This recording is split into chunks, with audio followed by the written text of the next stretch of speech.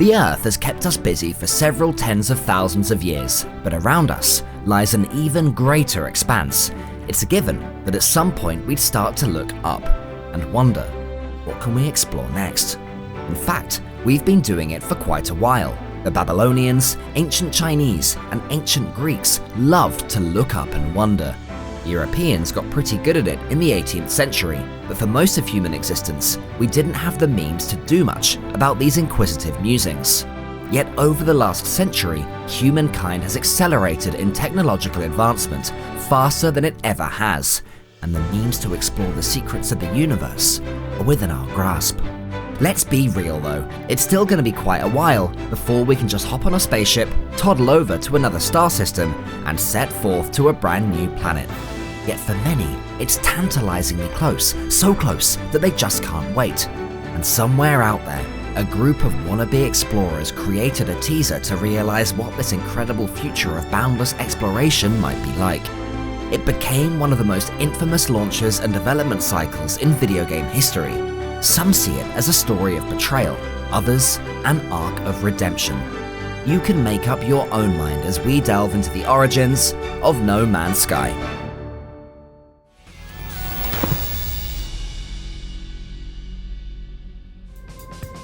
There's no doubt that many of you will be familiar with parts of the story. Company makes game, game's not finished, fans get mad, etc., etc., a tale as old as time. That is, essentially, what it boils down to. But there's a bit more to it than that, so let's lower those pitchforks for now and take a look at the creators of No Man's Sky, Hello Games. Hello Games was founded in Guildford, England in 2008 by 4 friends, Grant Duncan, Ryan Doyle, David Ream, and Sean Murray. Of the 4, Sean Murray is the one who would lead the charge for No Man's Sky, so let's focus on him for a second. Sean was a rising star within the game development world. He'd previously been a developer at Electronic Arts, where he'd risen through the ranks to become technical lead and technical director on some AAA titles. Sean was good at what he did. Very good. But EA's primary business strategy was to pump out sequel after sequel, and Sean had a desire to work on something with a bit more heart, so he left. He and his 3 friends founded their budding studio with a simple intention: to make games they were passionate about, titles that, quite simply, put a smile on people's faces. Their first game, they hoped, would achieve those goals. Inspired by an Evel Knievel toy, the team started work on Joe Danger, a game about a daredevil doing daredevil things.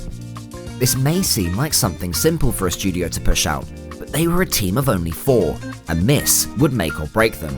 They would often work 60-hour weeks in a grueling race-against-time development process.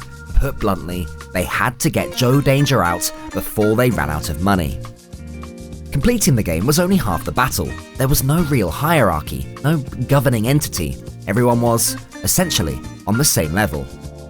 While that meant the load was split evenly and everyone was in it together, it also meant there was no manager or public-facing employee.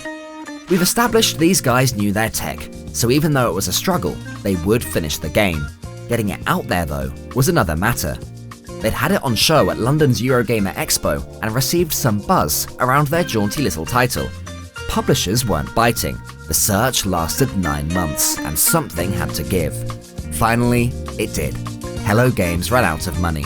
Still without a publisher, the small team had nowhere to go. They'd left good jobs to be here, and it had seemingly all been for naught, until one of them took an unbelievable risk. Sean Murray had found the money for the team to take the perilous path to publish the game themselves. He acquired Hello Games' lifeline by selling his own house. He'd made a bold, even foolish gamble, but it was about to pay off. The game sold 50,000 units in its first week of sale, and the team, who'd put everything on the line, made their money back on the day of release. Their company had had their brush with demise, so they went and did what any dev would do. They did it again. They took the money, hired more staff, and got back to work.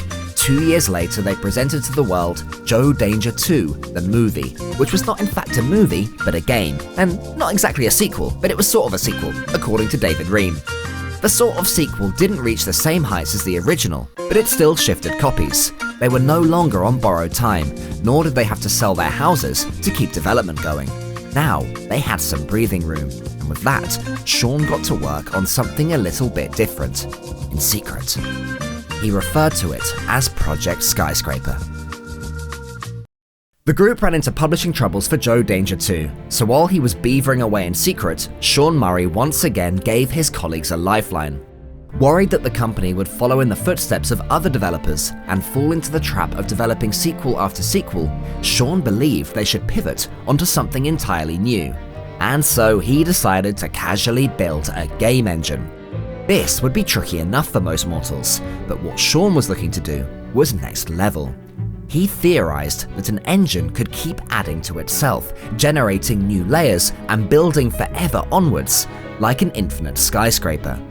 He didn't want to just build a world, he wanted to build a universe. As a child, dreaming of becoming an astronaut, Sean was swept away by the optimistic and vivid science fiction settings of the 60s and 70s, created by the likes of Arthur C. Clarke and Isaac Asimov. The engine he'd built was finally the key to help him realize this dream. Creating a whole universe by hand was impossible, but other games had showcased technical marvels for decades. The Elder Scrolls Daggerfall had a map size of over 200,000 square kilometers in 1994. Not created by hand, but procedurally generated, built by the engine around the player. Even earlier, we had the likes of Elite and Star Control 2, both of which would serve as inspirations for Sean. Procedural generation was used to create planets, and was used as a means to create something with which hardware of the time couldn't keep up.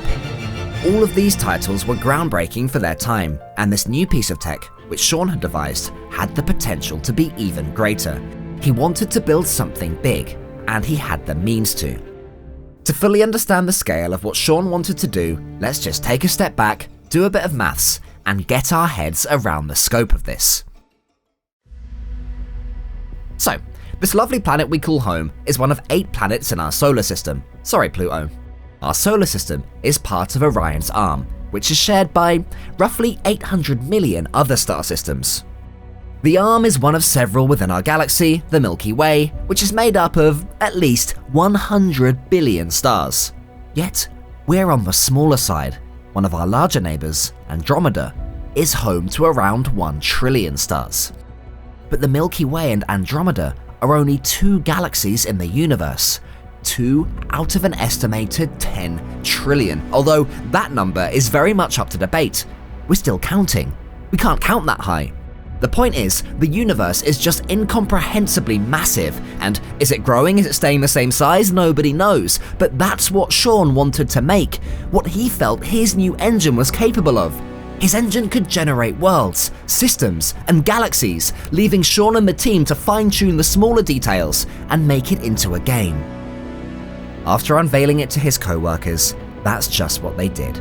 Project Skyscraper became the main goal of the team, and would soon turn into No Man's Sky. After the engine was brought to the team, they started to turn it into a game prototype. The aim was simple, the execution was not.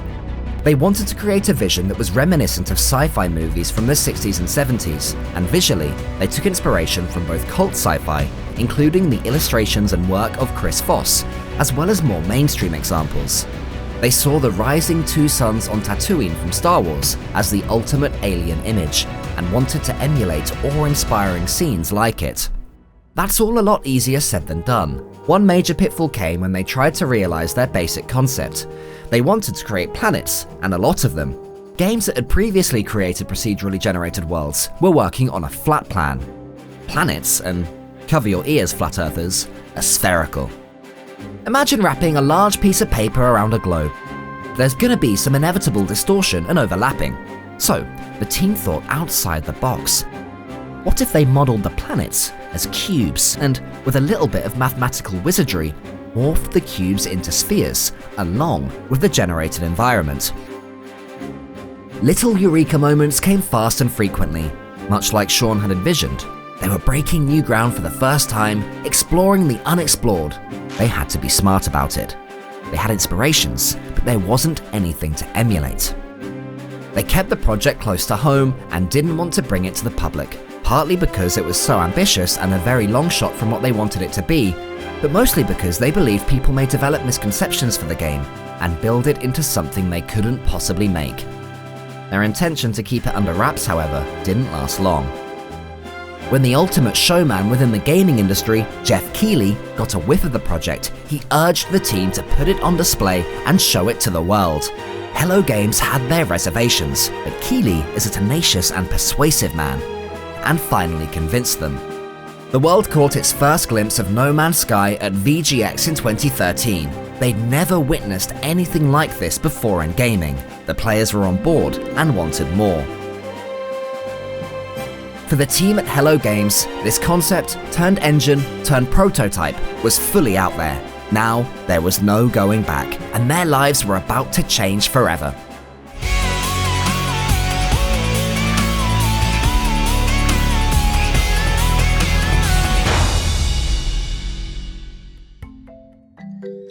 Back in 2008, a group of friends and seasoned devs founded their dream studio Hello Games, and after a turbulent start, found success with their first series, Joe Danger.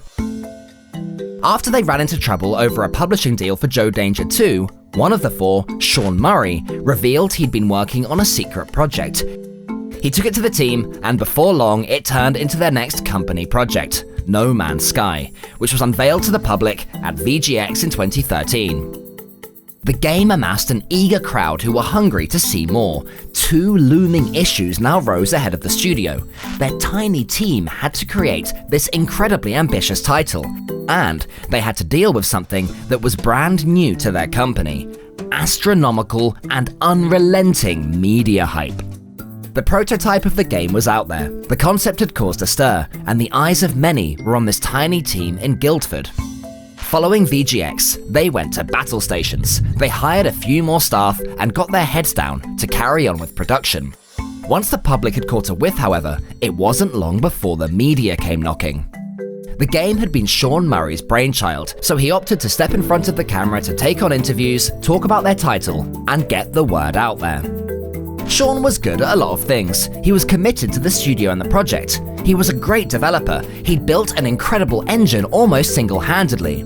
He was not, however, prepared for the onslaught and questions that came from the media. Will I get bored playing this game? Sometimes. Will I get bored playing this game? No. Sean simply wasn't trained for this, and as development progressed, he fielded questions about features, scale, scope, every little detail fans could hope to expect from such an ambitious game. But he made a grave mistake. He told the interviewers exactly what they wanted to hear. You know, it's a procedurally generated world, and like you can look down into the caves and things. Like you can see an exit down there, and that like exit is, I can see it's in like the low lot, so it's like over a kilometer away. While they were working to develop the game to get it into a stable state, Sean was adding in more features. The game was already ambitious, and at some point, there was a realistic finished state that was achievable by the small team. However, the goalposts were being moved with every interview.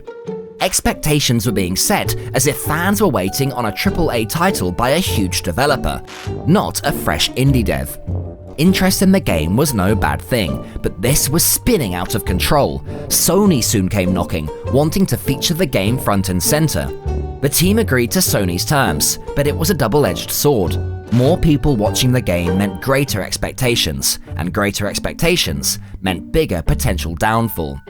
They had upped the ante and were flying close to the sun, and it wasn't long before they'd get burned.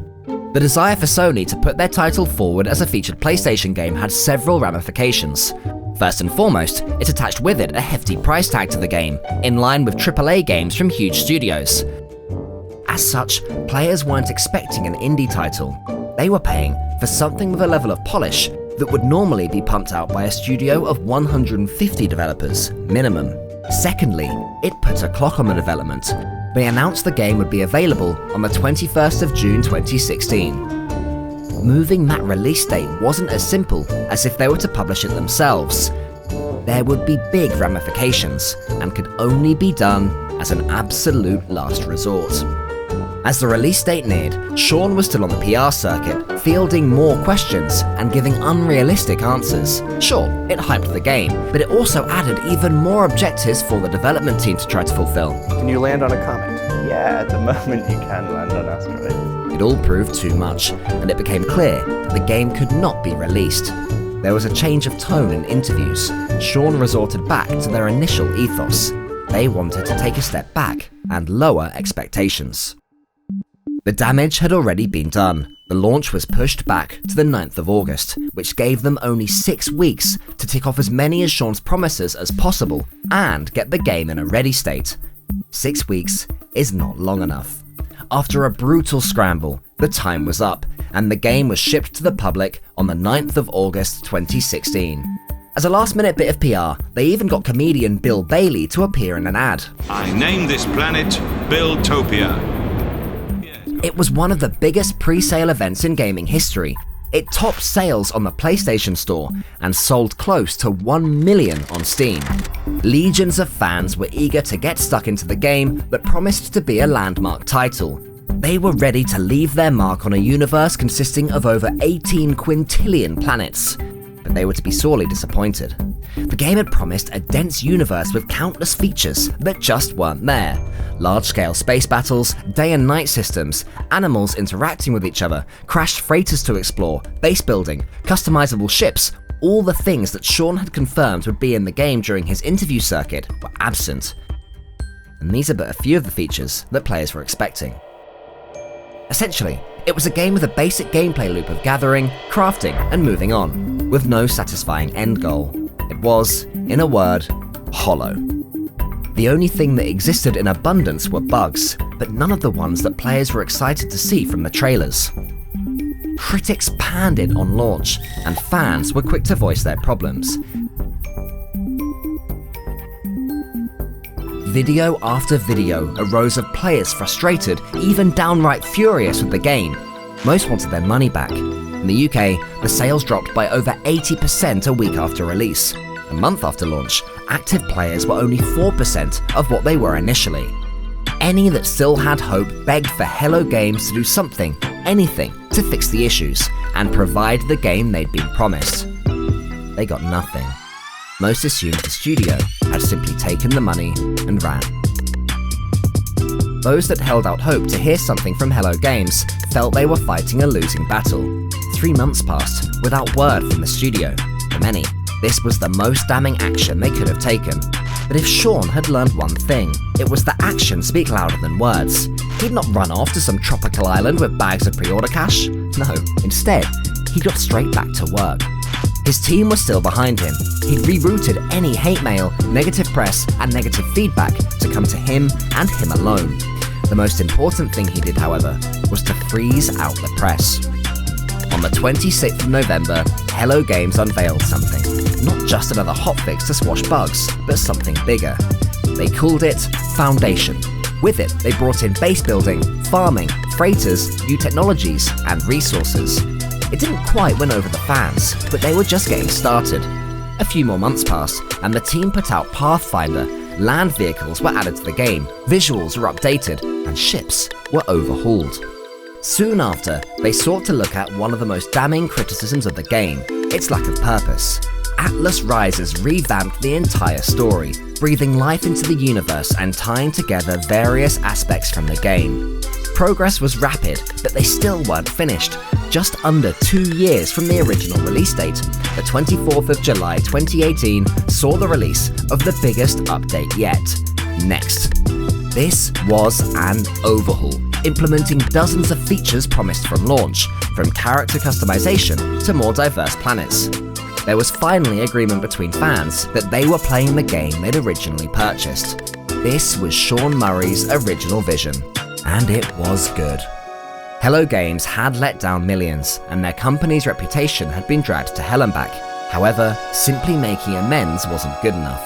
They got their heads down again, and got back to work again. Every few months saw a new update, new content, and further additions that didn't just make the game meet its promises, but even surpass them. The Abyss added underwater exploration and Lovecraftian fishy foes. Beyond introduced more multiplayer support and a new social hub location. Desolation brought mysterious derelict freighters overrun with a vicious alien hive mind. The list goes on. The team released 17 separate updates, each with an abundance of features. They provided 5 years of support and content without a single microtransaction in the game. They even gave free built-in VR support, a feature which usually comes with a premium additional price tag when done by AAA developers. It was undeniable that No Man's Sky's launch had been one of the worst in gaming history and will serve as a bitter lesson for years to come. But something we've seen time and time again since then is AAA developers opting to cut and run. Hello Games did not do this. Yes, they did mess up, badly, but they rectified it, something that the giants like EA, Amazon and Blizzard have proven not to do. At their core, Hello Games are an indie dev. One of their downfalls was being treated and treating themselves as a AAA studio. They simply couldn't make the game they'd envisioned in the timeframe they'd set. As an indie dev though, they played the long game, and for those fans that did stick out the turbulent journey, they were rewarded with a game that surpassed even Sean Murray's hype. After years of hatred and criticism directed at the studio, finally they received something positive. Their hard work cultivated a dedicated fan base who were deeply grateful for Sean and the team for taking the risk they had to create this unique game. Sean Murray and Hello Games had set out to create something that had never been done before, yet they burned up upon reaching the atmosphere. Their story is a cautionary tale of expectations, but also of redemption. For many at the time, they were deemed as liars and con artists, but it isn't that black and white. They kept saying certain features would be in the game, and they wholeheartedly believed that. They just didn't understand the limitations they'd be under, or the time it took to make a game that was ready for such a mass audience. But rather than bow out and admit defeat, they worked harder than they ever had before to live true to those promises. It took longer than anyone had anticipated, but they got there. And the product we see today far surpasses that wonderful concept that Sean had presented on stage all those years ago. This has been Origins. We'll see you next time. Witness the epic majesty of space.